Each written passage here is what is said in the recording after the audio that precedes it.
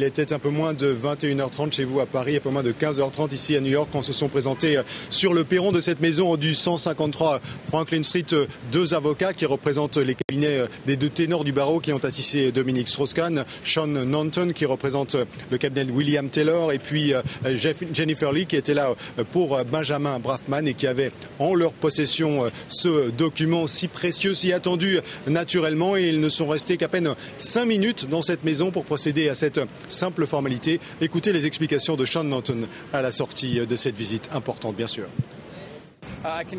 Je peux vous confirmer que la police de New York et le bureau du procureur nous ont restitué aujourd'hui le passeport de M. Strauss-Kahn. Comme vous le savez, la liberté conditionnelle de M. Strauss-Kahn a pris fin mardi, quand les charges qui pesaient contre lui ont été abandonnées. Son passeport lui est donc restitué aujourd'hui. Cela affirme que sa liberté lui est entièrement rendue. Thierry, sait-on ce que va faire Dominique Strauss-Kahn dans ces prochaines heures? Tournera-t-il en France immédiatement? Alors il va partir à Washington dès qu'il le pourra.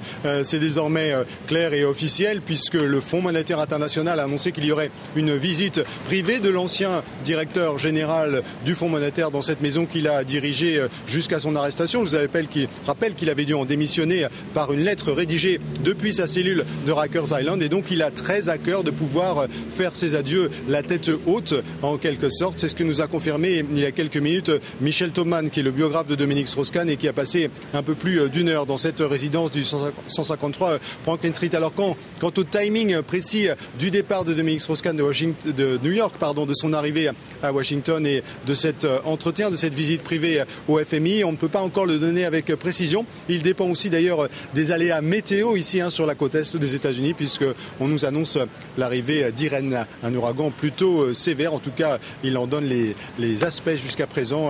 On l'attend au cours du week-end ici entre Washington et New York. Donc.